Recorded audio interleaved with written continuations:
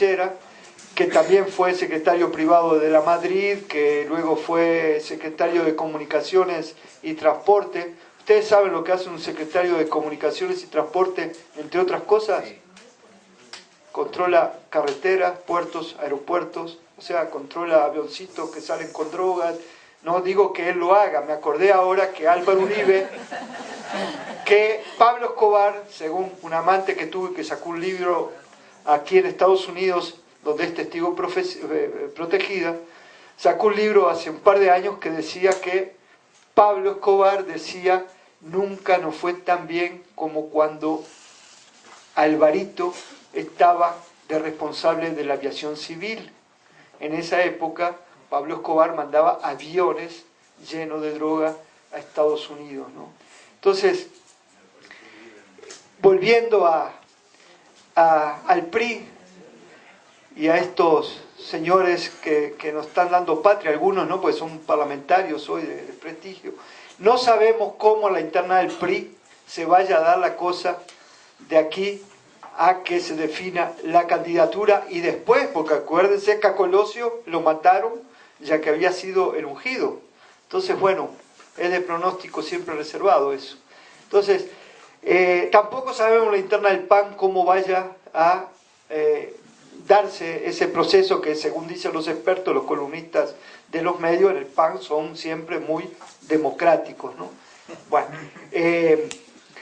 pero hay un tema que creo que en los medios no está y que, más allá de las afinidades o no, hay un personaje que es el único que lleva más de 4 o 5 años en contacto con la gente abajo, y es López Obrador.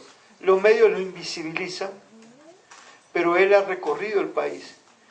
Y yo no sé por qué mi abuelo, que así llega a una población donde ve a 20 personas, o a otra que ve 50, o a otra que ve 2000, la presencia de un tipo carismático como él, en contacto personal con la gente en corto, le está generando adhesiones. Entonces, yo parto de la base, yo no soy pro López Obrador, ni estoy en contra de López Obrador. Sin embargo, estoy tratando de analizar ese fenómeno del único político que está haciendo política abajo con la gente.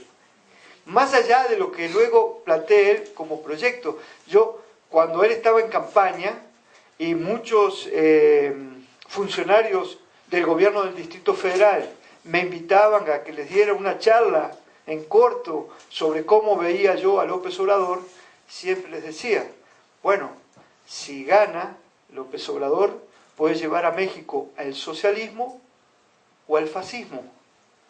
Es decir, lo veía de esta perspectiva. Si él ganaba, y mejor dicho, si él en la campaña comenzaba a conformar una base de apoyo que, si ganaba las elecciones desde 2 años antes, cuando él empezó por acá por el norte su campaña y dijo que él siempre había sido socialista, yo escribí un editorial por ahí por 2003, 2004, no me acuerdo, que decía: con ese planteo se tiene que poner ahora a organizar a la gente para que cuando llegue el gobierno, si gana, tenga gente organizada para que lo apoye, porque él va a llegar a un gobierno como llegó Fox, con todo un andamiaje del Estado priista, con viejos funcionarios que están enquistados en esos puestos y que son mafias también burocráticas y políticas que controlan todo. Entonces, bueno, yo lo vi así: si él logra conformar una base social y desde ahora la comienza a organizar, si gana va a tener una base de apoyo. Bueno, él de cara al 2006 no organizó eso, pero decía también: si gana va a depender de la correlación de fuerza. Puede ser que, como ocurre en otros países, llega un candidato, vamos a suponer, iba a decir Carlitos Méndez, pero ustedes no saben quién era Carlitos Méndez. No. Bueno, lo que pasa es que era medio fulmine, ¿no? Y cada vez que decían el apellido, moría el que lo pronunciaba, ¿no? Carlos Menem, en la Argentina, es Capicú aparte. Carlos Menem, me confundo porque siempre digo Méndez, él prometió que iba a llevar a cabo las políticas peronistas vinculada a las bases. Y ganó porque prometió que el Partido Justicialista y él, su gobierno, iba a llevar a cabo aquellas políticas cuando ya venía la oleada neoliberal.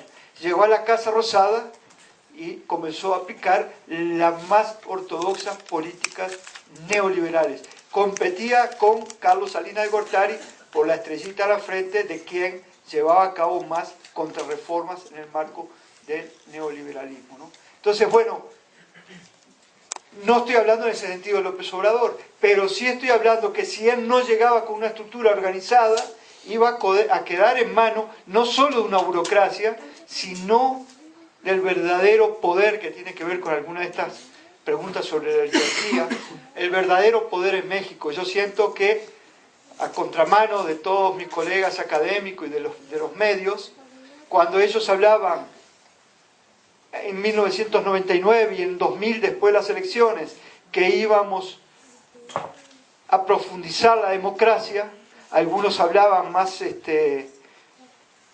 abriendo el paraguas, que iba a profundizarse la transición a la democracia o a empezar la transición antes de los comicios de 2000 y enseguida el mismo mes que ahí no hubo disputa, entonces al otro día de los comicios se habló de la victoria de Fox.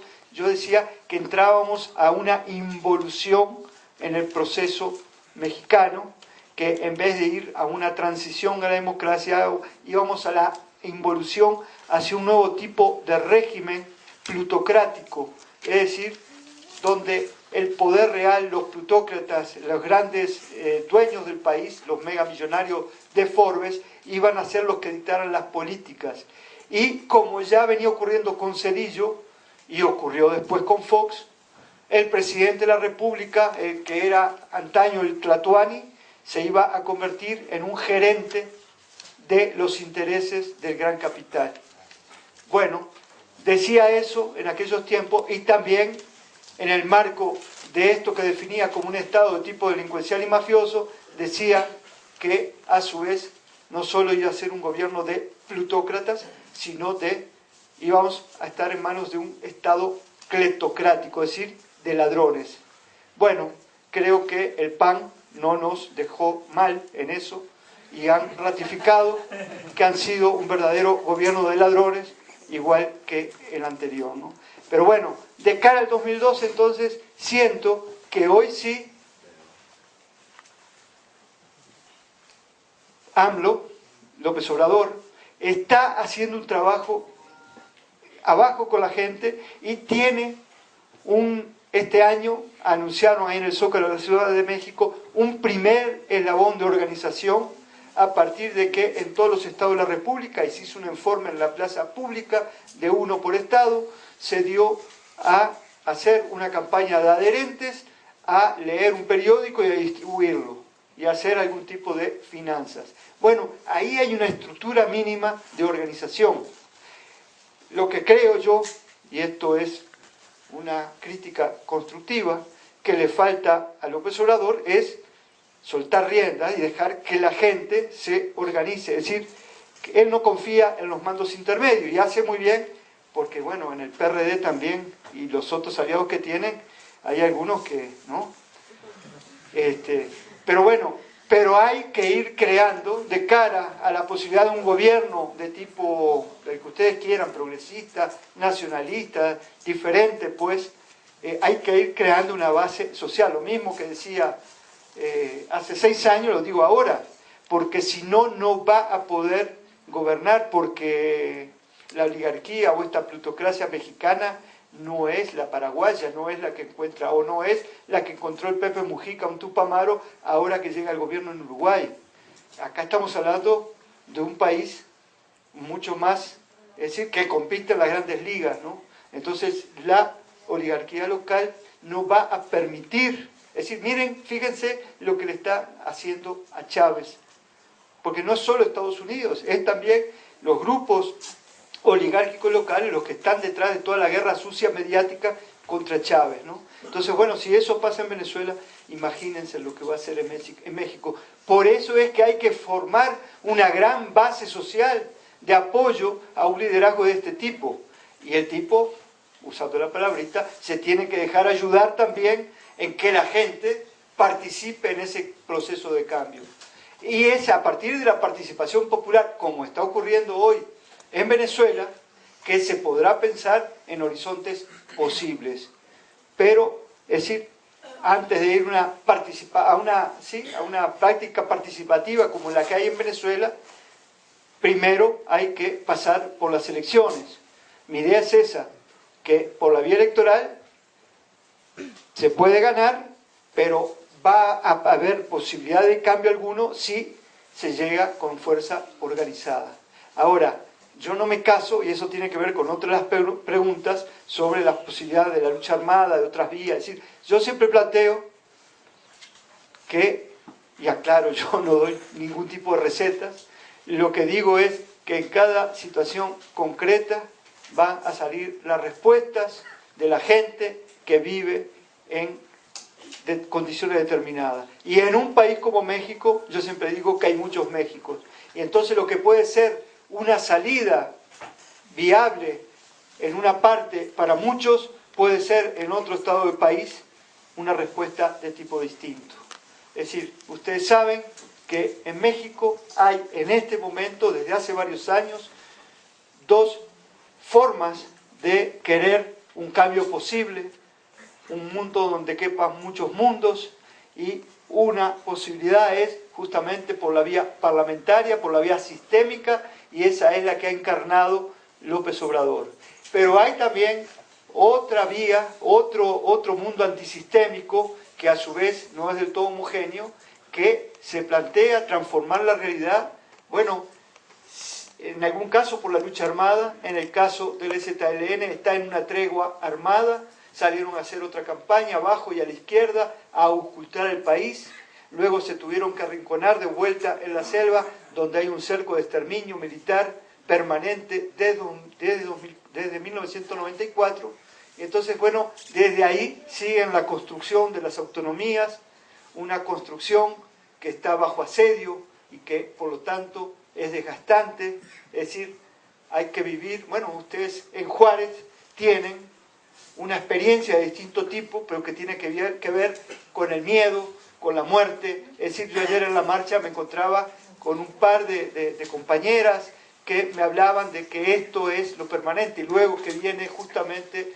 el atentado artero contra este compañero Darío, es decir, se ratifica, digamos, este sentimiento, ¿no? Entonces, bueno, volviendo a lo de las vías, eso va a depender justamente de las condiciones concretas. No sabemos de aquí al 2012 qué vaya a pasar. Y esto tiene que ver con otra respuesta que formulada de otra manera, se plantea si Estados Unidos puede, dice la pregunta, intentar un golpe de Estado en México. Es decir, esto que parecería una locura, está planteado, y lo planteó nada menos que en Reporte Índigo, Ramón Alberto Garza, el 12 o el 10 de septiembre, o sea, 5 días antes del grito, un periodista de las Grandes Ligas, que fue director del Norte, fue director de Reforma, director del Universal, y que tiene un medio multimedia muy consultado hoy, lanza una nota, mejor dicho, dice en una conferencia como esta en Tamaulipas, que está el 31 de agosto, que fue cuando pronunció su conferencia, a 8 meses, o sea, estamos hablando a marzo del año que viene, está latente la posibilidad de un golpe de Estado militar. Dice, si no hay un golpe, gana la izquierda en 2012. Lo que yo me pregunto es, ustedes saben que Ramón Alberto Garza, ¿sí? No es como uno, él es un periodista de Prosapia, tiene fuentes de primer nivel. Y él consulta, dijo en esa misma conferencia, que Fox le ofreció una Secretaría de Estado y él la rechazó. Ahora, cuando mataron a los 2 jóvenes del TEC del Monterrey, dice que entrevistó a generales y que algún general le reconoció a él que los jóvenes fueron ejecutados por un soldado por el tema de la adrenalina.